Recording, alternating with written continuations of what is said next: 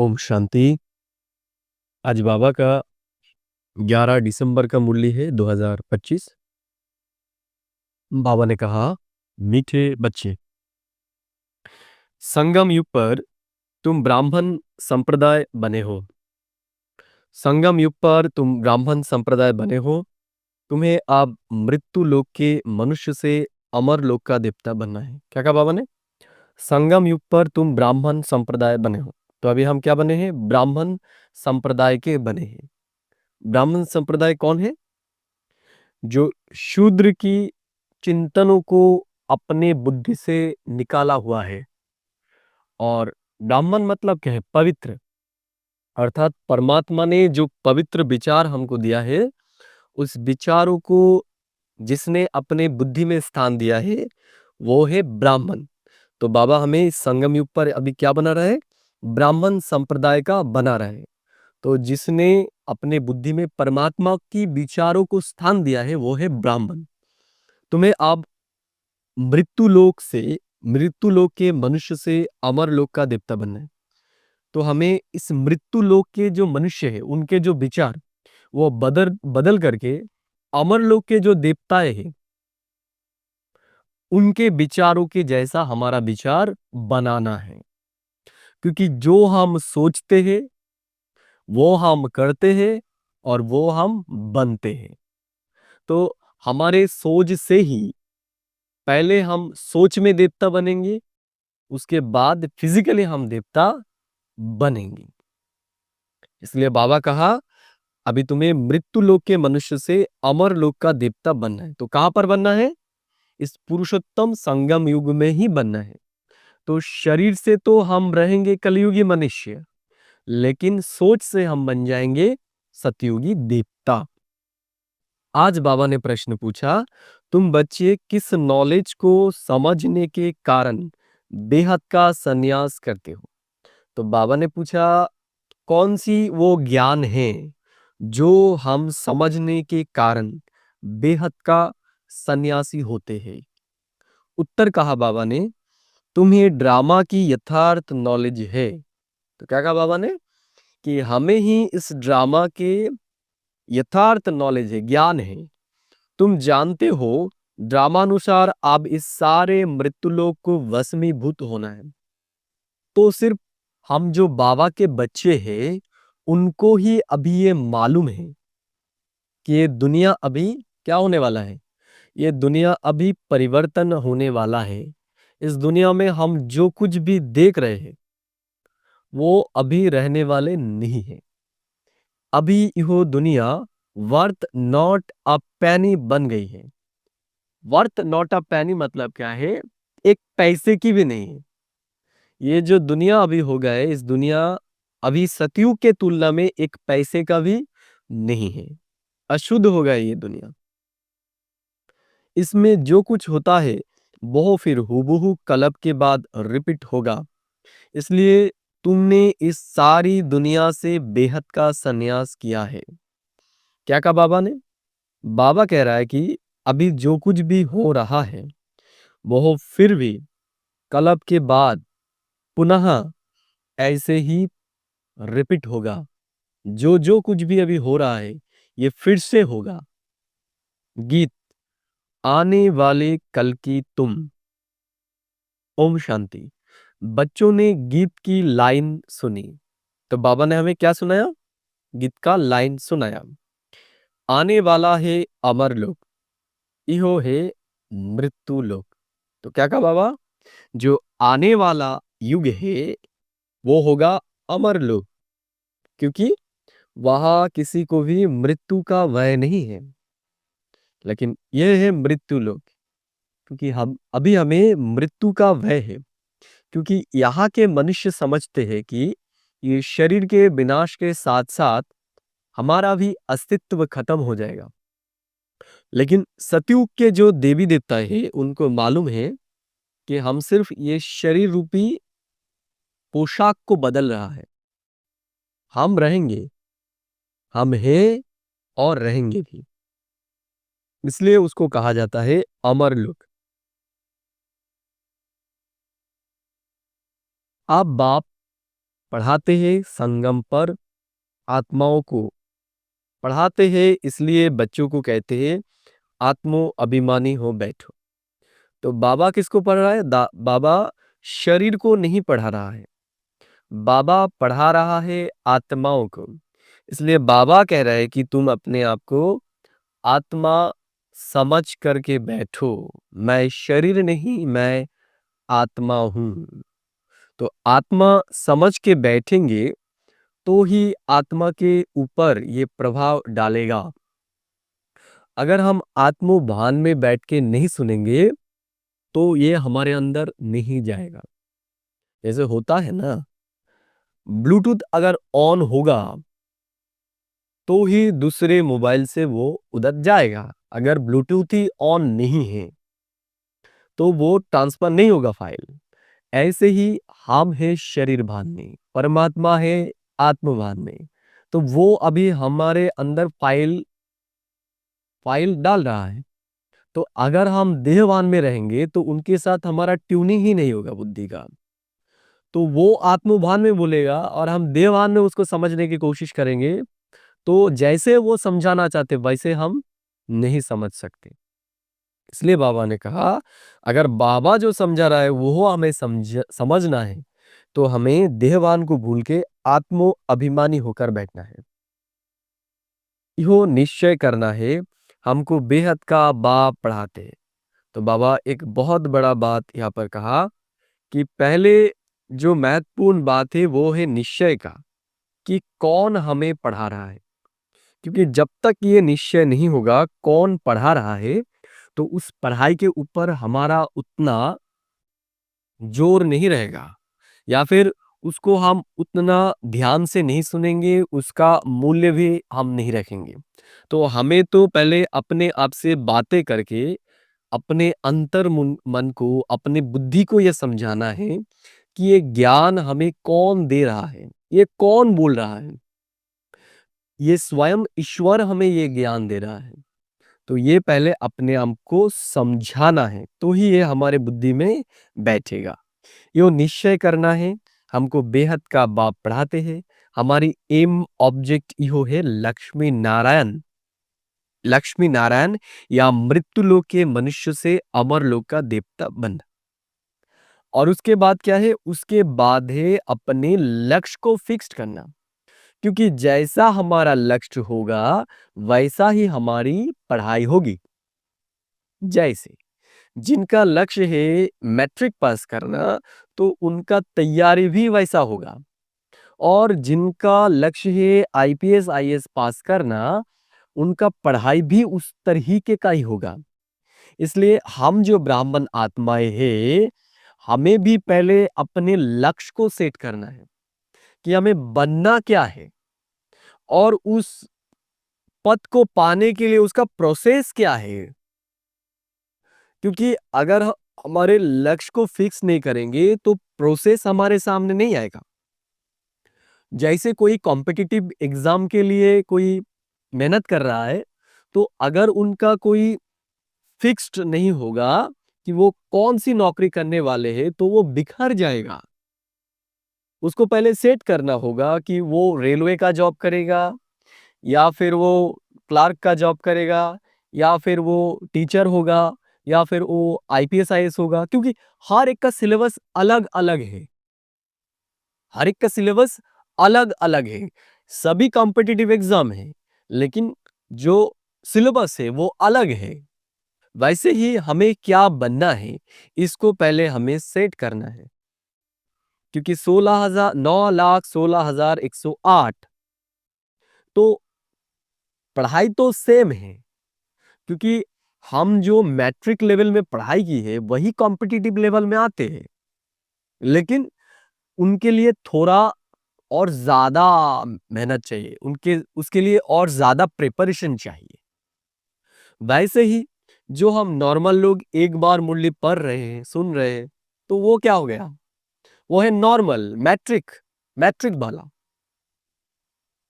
और अगर हम दो बार पढ़ते पढ़ते हैं उसको तो क्या, हम 16,000 के लिए पढ़ रहे हैं। वो भी क्या, ध्यान से हमें पढ़ना है, सिर्फ पढ़ना पढ़ना नहीं है। रिजल्ट भी अच्छा लेना है तो उसको ध्यान से पढ़ना है। तो हम जितना ऊंचा हमारे लक्ष्य को सेट करेंगे, उतने हमें ज्यादा अपने पढ़ाई के ऊपर ध्यान देना पड़ेगा कि बाबा हमें क्या कह रहा है और हमें कैसे चलना है।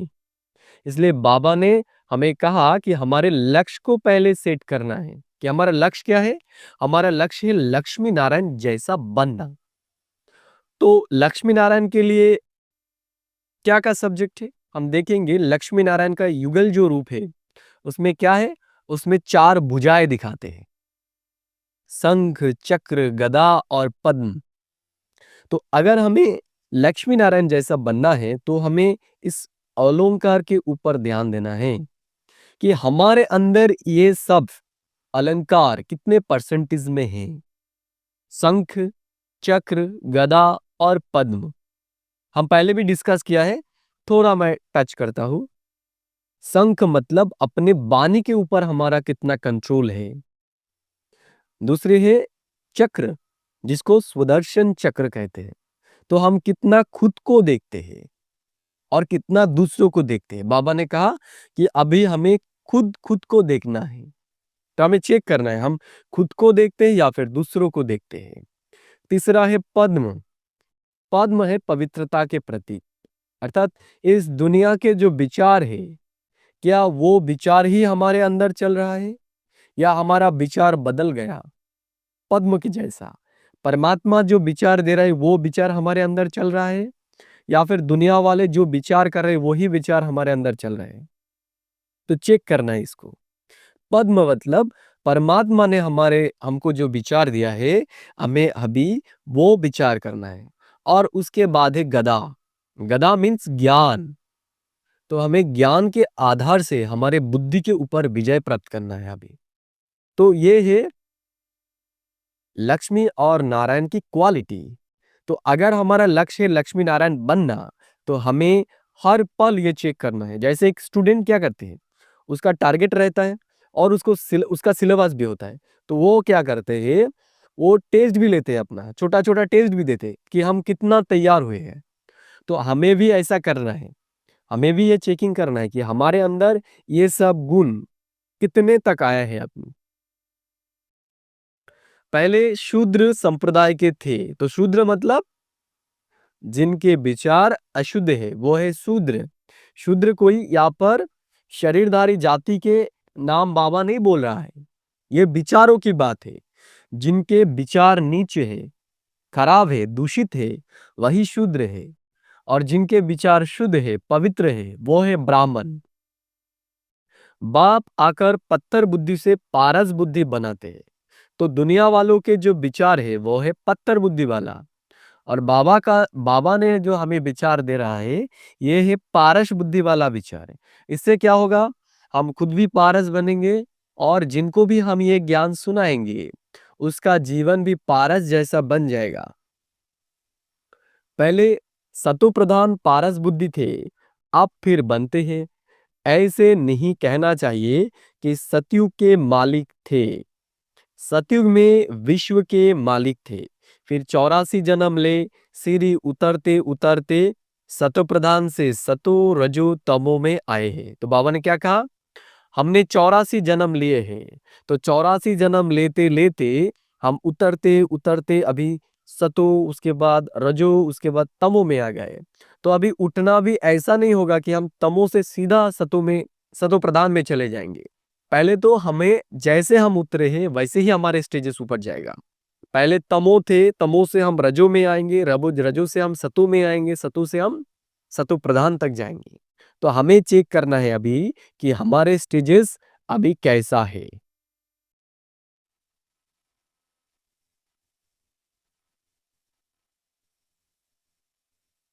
मनुष्य समझते नहीं, बाप कहते हैं तुम कुछ नहीं जानते थे। तो बाबा कह रहे हैं कि हमारे अंदर भी ये सब ज्ञान नहीं थे। ब्लाइंड फेथ था। ब्लाइंड फेथ मतलब अंधश्रद्धा। हमारे अंदर भी अंधश्रद्धा थे। अंधश्रद्धा मतलब जैसे अंधा जो होता है ना, वो क्या करता है, वो दूसरे जिस पथ से चलते हैं वो भी उस पथ से ही चलते हैं। उसको खुद की दृष्टि नहीं रहती कि कौन सी पथ में हमें चलना है। ऐसे ही अगर हम भक्ति मार्ग में देखें, किसी को पूछो कि अब ये क्यों कर रहे हो? तो वो क्या कहेगा कि हमारे जो पूर्वज थे, हमारे जो बड़े थे, वो किया इसलिए हम कर रहे हैं। तो ये क्या है? ये है अंधश्रद्धा। ना जानने के बाद भी वो करना।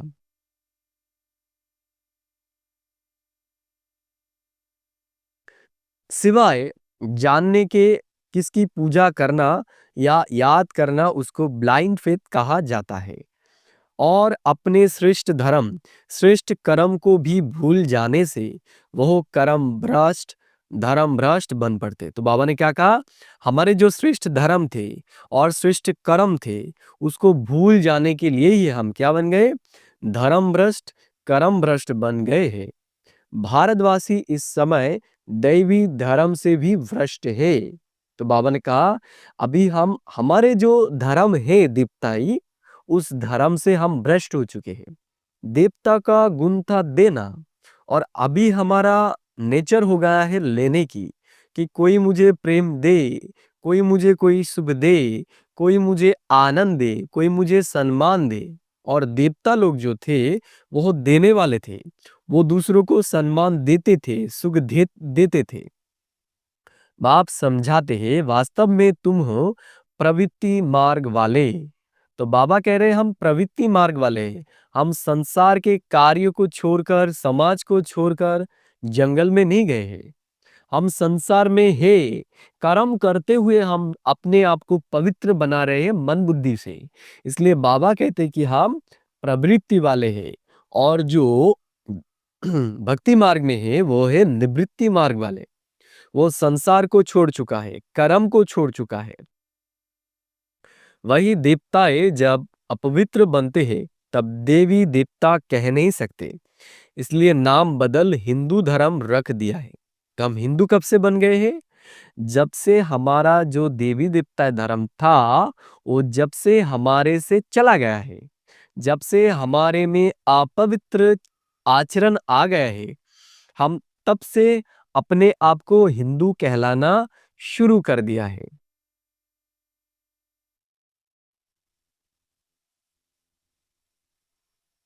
यो भी होता है ड्रामा प्लान अनुसार। क्या कहा बाबा? ये भी जो होता है ये भी ड्रामा में है, इसलिए ये भी अनुचित नहीं है, इसको भी आना ही है। अभी एक बाप को ही पुकारते हैं, हे पतित पावन आओ। वो एक ही गॉड फादर है जो जन्म मरण रहित है। तो बाबा ने क्या कहा? एक परमात्मा ही जन्म और मरण मरण के रहित है, अर्थात वो जन्म मरण के चक्र में नहीं आते हैं। ऐसे नहीं कि नाम रूप से न्यारी कोई चीज है। नाम का बा परमात्मा का रूप बहुत सूक्ष्म है, जिसको स्टार बा बिंदु कहते हैं। शिव की पूजा करते हैं, शरीर तो है नहीं। तो क्या कहा बाबा? शिव की पूजा करते हैं लेकिन उनका तो शरीर नहीं है ना। अब आत्मा बिंदी की पूजा हो ना सके, इसलिए उनको बड़ा बनाते हैं पूजा के लिए। समझते हैं शिव की पूजा करते हैं, परंतु उनका रूप क्या है वो नहीं जानते। तो बाबा क्या कह रहे हैं यहाँ पर? कि दुनिया वाले शिव का पूजा करते, लेकिन वो कौन है, उनका परिचय, उनका रूप वो नहीं जानते हैं। ये सब बातें बाप इस समय ही आकर समझाते हैं। बाप कहते हैं तुम अपने जन्मों को नहीं जानते हो। तो बाबा क्या कह रहे हैं? कि हम श्रेष्ठ देवात्मा ही अपने आप को भूल गए हैं, अपने जन्म को भूल गए हैं। 84 लाख योनियों का तो एक गपोरा लगा दिया है। अब बाप तुम बच्चों को बैठ समझाते हैं। अभी तुम ब्राह्मण बने हो, फिर देवता बनना है। क्या कह रहे हैं बाबा? बाबा कह रहे हैं कि अभी हम ब्राह्मण बने हैं, अभी हमारा लक्ष्य होना चाहिए देवता बनना। तो ब्राह्मण कौन? ब्राह्मण वो जिनका विचार शुद्ध है। कलयुगी मनुष्य है शूद्र। तुम ब्राह्मणों की एम ऑब्जेक्ट है मनुष्य से देवता बनने की। तो बाबा ने क्या कहा? हमारा जो एम ऑब्जेक्ट है वो है देवता बनना। यो मृत्यु लोक पतित दुनिया है, नई दुनिया बहुत थी। जहाँ यो देवी देवता राज्य करते थे। तो नया दुनिया हम किसको कहेंगे? जहाँ पर देवी देवताएं राज्य करते थे। एक ही इनका राज्य था। ये सारे विश्व के मालिक थे। कौन? सतयुग के देवी देवताएं ये सब विश्व के मालिक थे। अभी तो तमोप्रधान दुनिया है, अनेक धर्म है। यो देवी देवता धर्म प्राय लोप हो गया है। तो क्या कहा बाबा ने? बाबा ने कहा हम जो देवी देवताएं थे, हमारा जो धर्म था, हमारा जो नेचर था, हमारा जो स्वभाव था, अभी वो खत्म हो गया है। वो चरित्र और अभी किसी के पास भी एकदम ही नहीं है। यो वर्ल्ड की हिस्ट्री ज्योग्राफी कोई नहीं जानते। बाप ही आकर तुमको समझाते हैं। तो बाबा ने क्या कहा कि दुनिया की जो हिस्ट्री ज्योग्राफी है, ये दुनिया वालों के पास नहीं है। ये सिर्फ हम ब्राह्मण बच्चों के पास ही है। हम ही जानते हैं कि इस दुनिया का हिस्ट्री क्या है, ज्योग्राफी क्या है।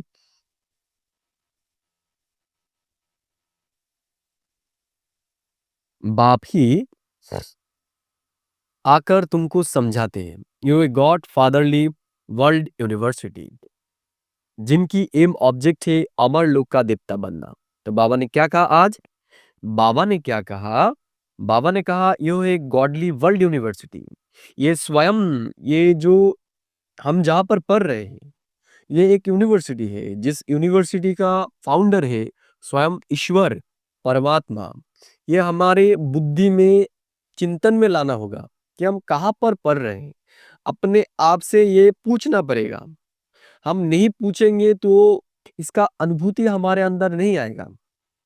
अनुभूति तभी आते हैं जब हम हमारे बुद्धि में कोई भी चीज को घोटते हैं। वो जो भी चीज है, अगर वो पॉजिटिव होगा तो हमें सुख मिलेगा, अगर वो नेगेटिव होगा तो हमें दुख मिलेगा। जैसे दूध को अगर हम घोटते हैं तो उससे क्या मिलता है? उससे क्रीम मिलते हैं। ऐसे ही ज्ञान को जब हम घोटेंगे तो उससे हमें सुख शांति रूपी क्रीम मिलेगा। बाबा ने कहा यो एक गॉड फादरली वर्ल्ड यूनिवर्सिटी, जिसकी एम ऑब्जेक्ट है अमर लोक का देवता बनना। इस इनको अमर कथा भी कहा जाता है। तो क्या कहा बाबा? बाबा जो हमें बातें सुना रहा है ये अमर कथा है। क्यों बाबा ये बोल रहे हैं? क्योंकि अमर चीज कभी विनाश नहीं होते। तो अभी ये जो हम ये ज्ञान भर रहे हैं, ये ज्ञान ही हमें पूरा 84 जन्म चलाएगा। इसके आधार से ही हमारा विचार, हमारा दृष्टिकोण निर्माण होगा। इसलिए बाबा कह रहे हैं, बाबा जो हमें ज्ञान दे रहा है ये अमर ज्ञान है।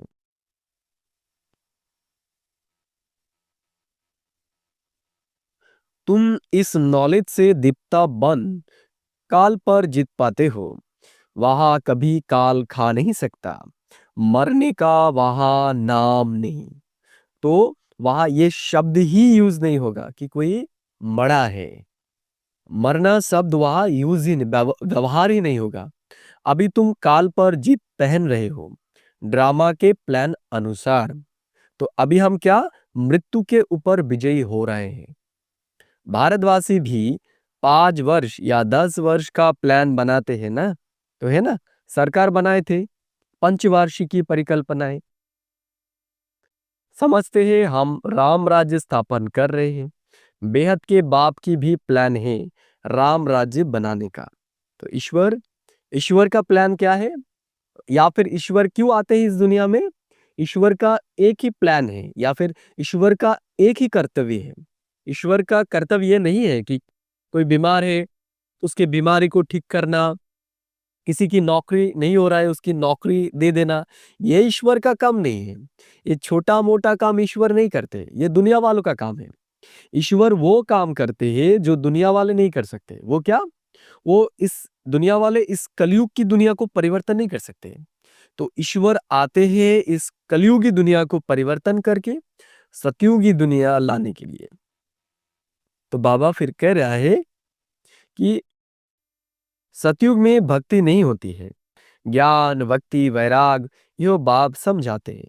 तो ज्ञान की क्या चीज है, भक्ति क्या चीज है, वैराग क्या चीज है, वो अभी हमें बाबा डिटेल्स में बोल रहा है, समझा रहा है। बैराग दो प्रकार का है। एक है हठयोगी निवृत्ति मार्ग वालों का, वो घरवार छोड़ जंगल में जाते। तो बाबा ने कहा क्या, एक है निवृत्ति मार्ग वाले जो वृत्ति को छोड़ दिया है, अर्थात इस संसार को छोड़ के वो जंगल में चले गए, कोई भी कर्म नहीं करते, कोई भी संबंध संपर्क में नहीं रहते, वो है निवृत्ति वाले। और हमें प्रवृत्ति वाले। अब तुमको तो बेहद का संन्यास करना है सारे मृत्यु लोक का। तो बाबा क्या कहते हैं, हमें बेहद का करना है, हमें इस संसार में रहना है, लेकिन बुद्धि से हमें इस मृत्यु लोक को अभी भूलना है। बाप कहते हैं ये सारी दुनिया वशमीभूत होने वाली है, ड्रामा को बहुत अच्छी रीति समझना है। तो क्या कहा बाबा, बाबा कह रहे हैं कि ये दुनिया अभी पूरा वशमीभूत होना है, पूरा विनाश होना है, इसलिए इसको अभी हमें भूलना है। जो मिसाल टिक टिक होती रहती है, जो कुछ होता है फिर कल 5,000 वर्ष बाद हूबहू रिपीट होगा। क्या कहा बाबा, अभी जो कुछ भी हो रहा है वो फिर से कलब के बाद हूबहू रिपीट होगा। इसको बहुत अच्छी रीति समझकर बेहद का संन्यास करना है। समझो कोई विलायत जाते हैं, कहेंगे वहां हम इहो नॉलेज पढ़ सकते हैं। बाप कहते हैं हाँ, कहा भी बैठ तुम पढ़ सकते हो। क्या कहा बाबा ने, कि अगर कोई विदेश जा रहा है, कोई दूर जगह जा रहा है, तो भी ये ज्ञान वो पढ़ सकते हैं। इसमें पहले 7 रोज का कोर्स लेना पड़ता है। तो इसके लिए क्या करना होगा, हमें पहले तो 7 रोज का जो हमारा कोर्स है उसको पहले अच्छे से समझना होगा। बहुत सहज है, आत्मा को सिर्फ इहो समझाना होता है। हम सतोप्रधान विश्व के मालिक थे, तब सतोप्रधान थे। तो हम सतोप्रधान कब थे, जब हम विश्व के मालिक थे। आप सतोप्रधान बन गए हैं, 84 जन्म में बिल्कुल ही वर्थ नॉट अ पेनी बन पड़े हैं। तो क्या कहा बाबा ने, हम 84 जन्म लेते लेते अभी मूल्यहीन कौड़ी बन गए हैं। हमारा जीवन का कोई अभी मूल्य ही नहीं रहा है ना, इसलिए हम उदास उदास महसूस कर रहे। किसी के पास जितना भी भौतिक चीजें है, लेकिन उसके बाद भी उनके अंदर एक खालीपन है। इसलिए तो वो क्या कर रहा है अभी, वो अभी फैशन, कपड़ा, घर बार, कारें, या फिर और भी जो कुछ भी है, उसके अंदर सुख को ढूंढ रहा है, क्योंकि अंदर से वो खाली है। जो अंदर से भरपूर हो जाएगा ना, उनके और कोई खोज नहीं रहेगा। जो कला पहले बने थे उन्हों को भी फिर बनना है। बाप समझाते हैं पहले पहले तो अपने को आत्मा समझो। तो बाबा हमें जो दिव्य शिक्षा दे रहे हैं वो क्या है, कि पहले पहले तो अपने आप को हमें आत्मा समझना है। आत्मा ही एक शरीर छोड़ दूसरा लेती है। अभी तुमको देही अभिमानी बनना है, अभी ही तुम्हें देही अभिमानी बनने की शिक्षा मिलती है। तो क्या कह रहे बाबा, अभी हमें देही अभिमानी बनना है, और देही अभिमानी बनने की शिक्षा भी बाबा हमें अभी ही दे रहा है।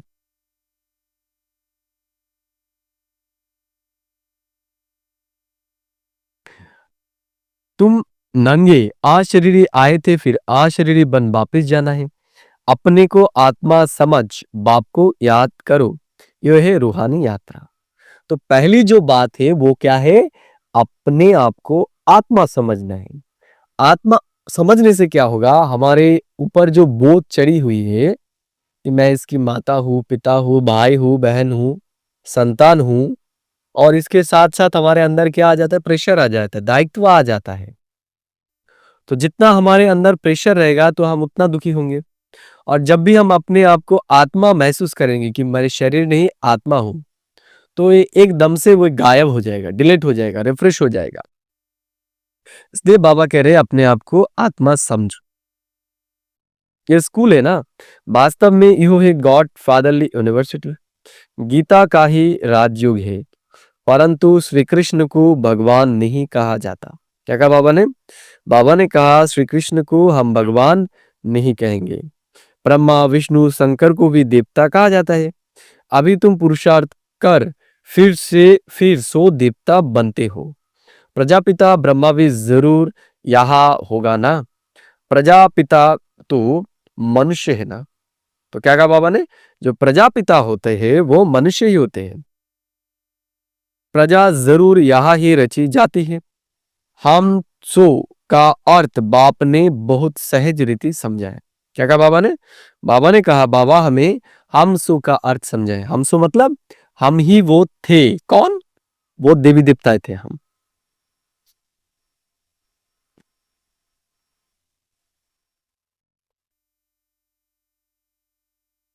मैं कैसे कैसे व्यापक होऊंगा। तुम मुझे बुलाते ही हो, हे पतित पावन आओ हमको पावन बनाओ। निराकार आत्माएं सब आकर अपना अपना रथ लेती है। हर एक अकाल मूर्त आत्मा का तख्त है ना इहो। क्या कहा बाबा ने, आत्मा का जो तख्त है वो अकाल मुक्त है, भ्रुकुटी तख्त। निराकार आत्माएं सब आकर अपना अपना रथ लेती है। हर एक अकाल मूर्त आत्मा का तख्त है इहो। तख्त कहो अथवा रथ कहो। क्या कहा बाबा ने, हम इस शरीर को तख्त भी कह सकते हैं और रथ भी कह सकते हैं। और हम इस रथ का क्या है, रथी है अभी।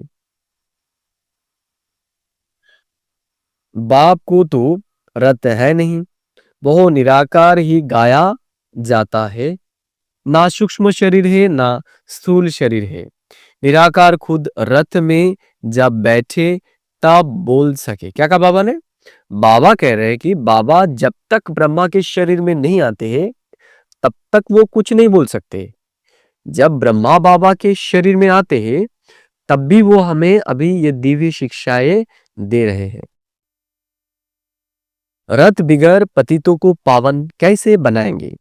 बाप कहते हैं मैं निराकार आकर इनका लोन लेता हूं। किनका? ब्रह्मा बाप का शरीर का वो लोन लेते हैं। टेम्पररी लोन लिया है, इनको भाग्यशाली रथ कहा जाता है।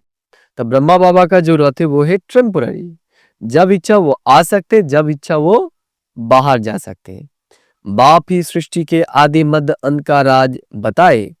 तुम बच्चों को त्रिकालदर्शी बनाते हैं और कोई मनुष्य यह नॉलेज जान नहीं सकते। क्या कहा बाबा ने, ये जो श्रेष्ठ ज्ञान है ये सिर्फ हमारे पास ही है और किसी के पास ये ज्ञान नहीं है। इस समय सब नास्तिक है, बाप आकर आस्तिक बनाते। क्या कहा बाबा, अभी दुनिया वाले सब क्या बन चुके हैं, नास्तिक बन चुके हैं। तो बाबा हमें अभी आस्तिक बना रहे हैं।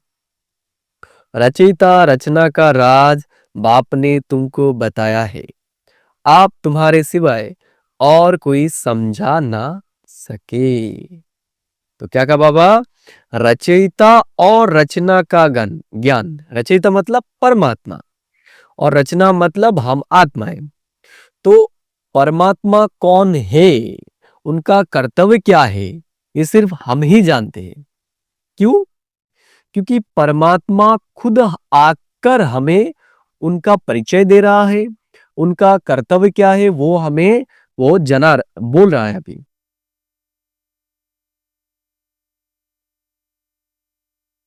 मनुष्य मनुष्य को सदगति दे ना सके, वो सब गुरु है भक्ति मार्ग के। तो क्या कहा बाबा कि गुरु कभी किसी को सदगति दे नहीं सकता।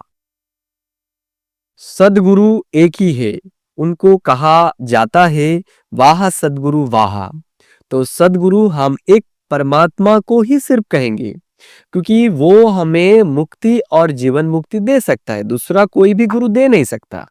अगर दे सकता था तो अब तक वो तो दे चुका होता। इनको पाठशाला भी कहा जाता है। एम ऑब्जेक्ट नर से नारायण बनने की है। तो हमारा एम ऑब्जेक्ट क्या है अभी, नर से नारायण बनने की। वो सब है भक्ति मार्ग की कथा है। गीता से भी कोई प्राप्ति नहीं होती। क्या कहा बाबा, परमात्मा कह रहा है कि जो दुनिया वाले गीता पढ़ रहे उससे भी उनका कोई प्राप्ति नहीं होगा, उससे भी उनको मुक्ति नहीं मिलेगा, क्योंकि क्योंकि वो शरीर के भान से देख रहा है। जैसे आप देखेंगे कि उन्होंने जो दिखाया है गीता का युद्ध युद्ध है, वो क्या है, वो शरीर के लेवल पे है, बाहर के लेवल के। तो यो क्या समझते हैं कि ये बाहर की युद्ध युद्ध की बातें बताई है, लेकिन बाबा आके अभी क्या कह रहे हैं कि युद्ध बाहर के नहीं, युद्ध है हमारे अंदर के। तो हमारे अंदर जो अधर्म के प्रति जो सद्गुणों का युद्ध है, उस युद्ध के बात बाबा कर रहा है।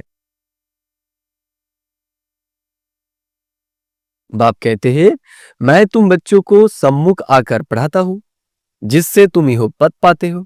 इसमें मुख्य है पवित्र बनने की बात, बाप की याद में रहना है, इसी में ही माया विघ्न डालती है। तो क्या कहा, मुख्य विषय जो है वो है चिंतन का।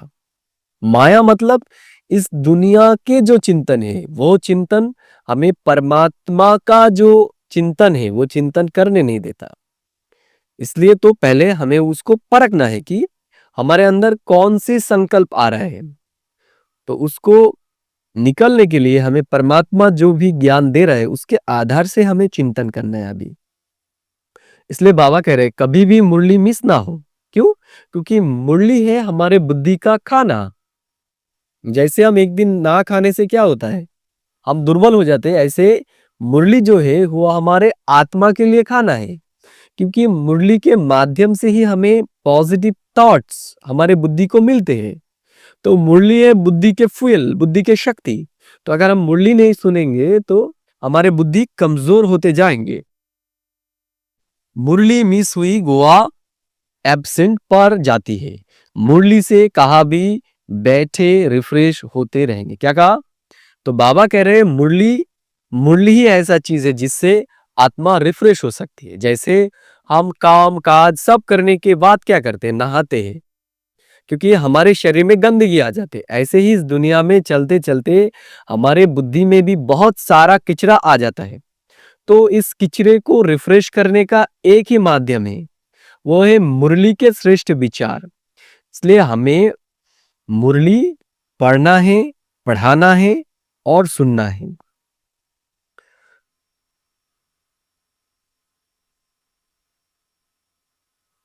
तो बाबा फिर कह रहा है कि श्रीमत पर श्रीमत पर चलना पड़े। बाहर में जाते हैं तो बाप समझाते पवित्र जरूर बनना है, वैष्णव होकर रहना है। तो क्या कहा बाबा, अगर काम के लिए भी हम बाहर जाते तो भी हमें पवित्र रहना है, हमारा खान पान सब शुद्ध शुद्ध रखना है। वैष्णव भी दो प्रकार के होते हैं, वैष्णव वैष्णव बल्लवाचार्य भी होते हैं, परंतु विकार में जाते हैं। क्या कहा बाबा ने, दो प्रकार का होता है, एक वैष्णव होता है, एक ब्रह्म बल्लवाचार्य होता है। लेकिन वो क्या करते, वो भी विकार में जाते हैं। पवित्र तो है नहीं, तुम पवित्र बन विष्णु वंशी बनते हो, वहां तुम वैष्णव रहेंगे। कहां पर? सतयुग में, विकार में नहीं जाएंगे। यो है अमर लोग, इहो है मृत्यु लोग। यहाँ विकार में आते हैं, अभी तुम विष्णुपुरी में जाते हो, वहां विकार होता नहीं। कहां पर? सतयुग। तो बाबा सतयुग को क्या कह रहे हैं, अभी विष्णुपुरी कह रहे हैं। अभी अभी तुम विष्णुपुरी में जाते हो, वहां विकार होता नहीं, वो है वाइसलेस वर्ल्ड। योग बल से तुम विश्व की बादशाही लेते हो। वो दोनों आपस में लड़ते हैं, मक्खन बीच में तुमको मिलता है। तुम अपनी राजधानी स्थापन कर रहे हो। तो क्या कह रहे हैं बाबा, अभी हम अभी अपने विचारों से हमारी राजधानी स्थापन कर रहे हैं। सभी को यही पैगाम देना है, छोटे बच्चों का भी हक है। शिव बाबा के बच्चे हैं ना, तो सबका हक है। सबको कहना है अपने को आत्मा समझो। तो क्या कहा बाबा, बाबा अभी कह रहा है कि हमारा कर्तव्य है कि हर एक को ये मैसेज, ये संदेश हर एक के पास पहुंचा देना कि अभी भगवान आया है हमें तमो प्रधान से सतो प्रधान बनाने। माँ बाप में ज्ञान होगा तो बच्चों को भी सिखाएंगे। शिव बाबा को याद करो, सिवाय शिव बाबा के दूसरा ना कोई। एक की याद से ही तमो प्रधान से सतो प्रधान बन जाएंगे। क्या कहा बाबा? एक बाप के याद से ही हम तमो प्रधान से सतो प्रधान बन सकते, दूसरे किसी के भी याद से हम बन नहीं सकते।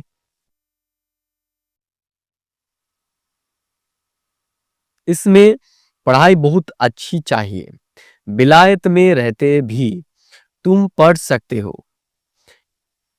इसमें किताब आदि कुछ भी नहीं चाहिए। क्या कहा बाबा? अगर कोई विलायत में भी रहता है, पढ़ाई के लिए काम के लिए गए, तो वहां जाकर भी वो ये पढ़ाई पढ़ सकते हैं। ये पढ़ाई इतनी सहज है, योग अथवा याद से बल मिलता है। तुम अभी विश्व का मालिक बन रहे हो। बाप राजयोग सिखाकर पावन बनाते। तो बाबा क्या कह रहे अभी? बाबा हमें हमें राजयोग सिखाकर हमें पावन बना रहे हो। वो है हठ योग, यो है राजयोग। इसमें परहेज बहुत अच्छी होनी चाहिए। इन लक्ष्मी नारायण जैसा सर्वगुण संपन्न बनना है ना, खान पान की भी परहेज चाहिए। तो क्या कहा बाबा ने? बाबा कह रहा हमारा लक्ष्य लक्ष्मी नारायण बनना, तो लक्ष्मी नारायण जो खाते हैं हमें तो वो ही खाना है ना। अगर हम इस दुनिया वाले जो भी गंदगी खाते हैं वो हम खाएंगे और कहेंगे हम देवी देवता बनने वाले, तो बुद्धि वो स्वीकार करेगा? तो वो पहले ही रिजेक्ट कर देगा कि तुम्हारा कहना और करना समान नहीं है।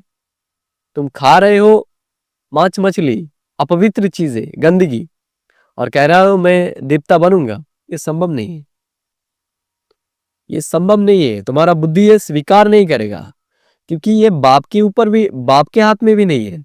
जब तक हमारा बुद्धि ये सब स्वीकार नहीं करेगा संपूर्ण रूप से कि हम देवता है, तब तक हम देवता बन नहीं सकते। पहले तो हमारे सोच में ही आना चाहिए, सोच को एक्सेप्ट करना चाहिए। श्रीमत पर पूरा चलने से श्रेष्ठ बनेंगे। भ्रष्ट से श्रेष्ठ बनना है, तो हमारा लक्ष्य भी है भ्रष्ट से श्रेष्ठ बनना। इसके लिए बाप को याद करना है। कला पहले भी तुमने ही यह ज्ञान लिया था जो फिर आप लेते हो। सतयुग में और कोई राज्य नहीं था, उसको कहा जाता है सुखधाम। अभी यह है दुखधाम, और जहां से हम आत्माएं आई है वो है शांतिधाम। तो क्या कहा बाबा ने? सतयुग है सुखधाम, कलयुग है दुखधाम, और बाबा जहां से आए हैं वो है, वह क्या है? वह है शांतिधाम। शिव बाबा को वंडर लगता है दुनिया में मनुष्य क्या क्या कहते हैं। बच्चे कम पैदा हो उसके लिए भी कितना माथा मारते रहते हैं। समझते नहीं, यह तो बाप का ही काम है। बाप झट कर धर्म की स्थापना कर बाकी सब अनेक धर्मों का विनाश करा देते हैं। एक एक धक से वो लोग कितनी दवाइयां आदि निकलते हैं पैदाइश कम करने के लिए। क्या कहा बाबा ने? दुनिया वाले क्या करते हैं? जनसंख्या नियंत्रण में लाने के लिए वो कितने तरीके की गर्भ निरोधक अपनाते हैं ना, दवाई मंगवाते हैं और भी बहुत कुछ चीजें वो अपनाते हैं। लेकिन भगवान ने क्या कहा? भगवान जब आते तो एक सेकंड में वो क्या करते हैं? जनसंख्या को कंट्रोल में ले आते हैं। कहा 800 करोड़ और कहा सिर्फ 9,16,108। तो कितने सफाई होगी इस दुनिया का एक धक से। वो लोग कितनी दवाइयां आदि निकालते हैं पैगाम पैदाइश कम करने लिए। बाप के पास तो एक ही दवाई है, एक धर्म की स्थापना होनी है। क्या कहा बाबा? बाबा जब आते तो एक ही धर्म का स्थापना होता है। बाप के पास तो एक ही दवाई है, एक धर्म की स्थापना होनी है। वो समय आएगा सब कहेंगे यह तो पवित्र बन रहे हैं, फिर दवाई आदि की भी क्या जरूरत है। तुमको बाबा ने ऐसी दवाई दी है मन भना भव की, जिससे तुम 21 जन्म के लिए पवित्र बन जाते हो। क्या कहा बाबा ने? बाबा हमें ऐसा मंत्र दिया है मन भना भव का, जो हम 21 जन्म क्या रह सकते हैं? पवित्र रह सकते हैं। अच्छा, मीठे मीठे सिखिलदे बच्चों प्रति माता पिता बाप दादा का याद प्यार और गुड मॉर्निंग। रूहानी बाप की रूहानी बच्चों को नमस्ते। धारणा के लिए मुख्य सार 1 नंबर का बाबा ने पवित्र बनकर पक्का वैष्णव बनना है। तो हमारा टारगेट अभी क्या है? हमें पक्का वैष्णव बनना है। वैष्णव मतलब जिनके बुद्धि में कोई भी अशुद्ध किचरा नहीं है, जिनका बुद्धि साफ है, किसी के प्रति भी नफरत, किसी के प्रति भी जलन, ये सब नहीं है। खान पान की भी पूरा परहेज करनी। तो हमें अभी शुद्ध खाना खाना है, गंदगी वाला खाना नहीं खाना है। जिसकी दुकान के पास हम जा ही नहीं सकते, जिनके दुकान के सामने जाते हमारा नाम मुंह ढकना पड़ता है, तो वो चीजें हम कैसे खा सकते हैं? है ना? आप एक फल को खा के देखो, फल से कितना सुगंध आता है ना? एक एप्पल को आप जब खाएंगे तो देखेंगे कितना सुगंध आता है उससे। और मीट मछली के बाजार से भी आप जाएंगे तो कैसा बदबू आएगा, आप सहन नहीं कर सकेंगे। आप अपने मुंह पर कपड़ा देंगे तो हम उसको सूंघ ही नहीं सकते, तो अपने अंदर डाल कैसे सकते उसको? है ना? ये हमें विचार करना है। तो देवता है तो सब शुद्ध है, पवित्र है, तो वो तो नहीं खाएगा। तो हमें भी अभी ये नहीं खाना है। श्रेष्ठ बनने के लिए श्रीमत पर जरूर चलना है। अगर हमें श्रेष्ठ बनना है तो हमें हर एक पैर श्रीमत के आधार से ही, श्रीमत के सॉफ्टवेयर में चेक करके उसके बाद फैलना है। 2 नंबर, मुरली से स्वयं को रिफ्रेश करना है। तो क्या कहा बाबा ने? मुरली है आत्मा की स्नान की पानी। जैसे हम पानी से नहाते हैं, ऐसे ही बाबा क्या कहते हैं? ये ज्ञान गंगा है। तो इस ज्ञान गंगा में हम नहाने से ही आत्मा क्या बनेंगे? शुद्ध बनेंगे, पवित्र बनेंगे। कहा भी रहते सतो प्रधान बनने का पुरुषार्थ करना है, मुरली एक दिन भी मिस नहीं करना है। तो हमें मुरली एक दिन भी अभी मिस नहीं करना है, बाबा पता है। वरदान, 100 कल्याण के प्रत्यक्ष प्रमाण द्वारा विश्व कल्याण की सेवा में सदा सफलता अनुभव। तो पहले क्या करना होगा? हमें खुद को बदलना है। खुद को बदलने से पूरा विश्व ही ऑटोमेटिकली बदल जाएगा। हमें दूसरों को बदलना नहीं है, क्योंकि दूसरे हमारे हाथ पर नहीं है, हम हमारे खुद के ऊपर ही हमारा हाथ है। तो हमें बदलना है, दूसरों को नहीं। जैसे आजकल शारीरिक योग हार्टफेल का ज्यादा जैसे आजकल शारीरिक रोग हार्टफेल का ज्यादा है, वैसे आध्यात्मिक उन्नति में दिल शिकस्त का रोग ज्यादा है। क्या कहा बाबा ने? जैसे आजकल लोग ज्यादा हार्टफेल से बढ़ता है, ऐसे ही जो आत्मोन्नति के उन्नति के पद पे है, वो क्या होता है? वो दिल शिकस्त हो जाते हैं। उसको क्या लगता है? हमारे द्वारा संभव ही नहीं, मैं बदल नहीं पा रहा है अपने आप को, वो हताश होके छोड़ देते हैं।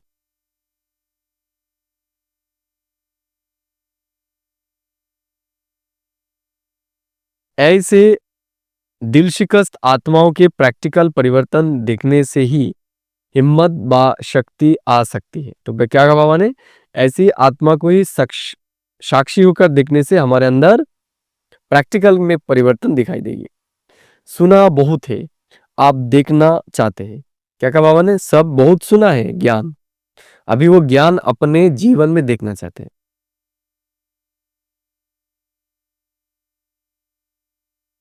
प्रमाण द्वारा परिवर्तन चाहते हैं, तो विश्व कल्याण के लिए स्व कल्याण पहले सैंपल रूप में दिखाओ। तो विश्व परिवर्तन के पहले अपने आप को परिवर्तन करना है। अपने आप के परिवर्तन के आधार से दूसरों को शिक्षा देना है। प्रमाण द्वारा परिवर्तन चाहते हैं, तो विश्व कल्याण के लिए 100 कल्याण पहले सैंपल रूप में दिखाओ। तो क्या कहा बाबा? पहले हमें खुद को बदलना है। विश्व कल्याण की सेवा में सफलता मूर्त बनने का सहज ही है। प्रत्यक्ष प्रमाण, इससे ही बाप की प्रत्यक्षता होगी। तो हमारी परिवर्तन से ही क्या होगा? बाप का प्रत्यक्षता होगा। जो बोलते हो वो आपके स्वरूप में प्रैक्टिकल दिखाई दे, तब मानेंगे। क्या कहा? हम जो भी कुछ बोलते हैं मुख से, हमें प्रैक्टिकल में वो करके दिखाना है। स्लोगन, दूसरे के विकारों को अपने विकारों दूसरे के विचारों को अपने विचारों से मिलाना, यही है रिगार्ड देना। क्या कहा बाबा ने? अगर दूसरे कोई हमारे पास एक विचार दे रहा है, बोल रहा है हमें, तो उनका हमें रिस्पेक्ट देना है। तब भी क्या होगा? तब भी हमें रिगार्ड मिलेगा। उनके बातों को सोचेंगे तो ही वो हमें सम्मान करेगा, नहीं तो नहीं। अव्यक्त इशारे, आप संपन्न व कर्मातीत बनने की धुन लगाओ। तो क्या कहा बाबा? अभी हमें कर्मातीत बनने का धुन लगाना है। कर्मातीत बनने के लिए चेक करो कहाँ तक कर्मों के बंधन से न्यारे बने हैं। तो हमें ये चेक करना है अभी हम कितने कर्म के प्रभाव से न्यारे बने। ऐसा नहीं कि कोई काम कार्य करे और उसके बाद प्राप्ति की इच्छा हमें जलाता रहे, ऐसा नहीं करना है। काम किया और भूल गए कि क्या किया है। लौकिक और अलौकिक, कर्म और संबंध दोनों में व्यर्थ भाव से मुक्त कहाँ तक बने। तो लौकिक में भी व्यर्थ से मुक्त और अलौकिक में भी हमें व्यर्थ से अभी मुक्त बनना है। जब कर्मों के हिसाब किताब बा किसी भी व्यर्थ स्वभाव संस्कार के वश होने से मुक्त बनेंगे, तब कर्मातीत स्थिति को प्राप्त कर सकेंगे। तो क्या कहा बाबा? जब हम इस व्यर्थ संकल्पों से मुक्त होंगे तभी हम कर्मातीत स्थिति का महसूस कर सकेंगे। हमारा बुद्धि एकाग्र होगा, क्योंकि बाहर के चीजों को हम याद में रखेंगे तो हमारा बुद्धि कभी भी एकाग्र नहीं हो पाएगा, चंचल रहेगा वो। कोई भी सेवा संगठन प्रकृति की कोई भी सेवा संगठन प्रकृति की परिस्थिति स्वस्थिति व श्रेष्ठ स्थिति को डगमग ना करे। क्या कहा बाबा ने? कोई भी सेवा संगठन को, प्रकृति को या फिर परिस्थिति या स्थिति को श्रेष्ठ स्थिति से डगमग ना करे, ऐसा स्थिति हमें बनाना है। इस बंधन से भी मुक्त रहना है। तो हमें क्या करना है? अभी इस बंधन से भी मुक्त बनना है। कर्मातीत स्थिति की समीपता है। तो ऐसे अगर हम ये सब चिंताओं से मुक्त रह सकेंगे संकल्प से, तो ही हम क्या कर्मातीत स्थिति का समीपता का महसूस करेंगे। ठीक है, ओम शांति। बाबा ने जो भी कहा है, जो भी आपको अच्छे लगे हैं आज के मुरली से, जो भी आप जीवन में धारण करने वाले हैं, वो सब लोग कमेंट कर देंगे कि बाबा ने आज क्या कहा है हमें। ओम शांति।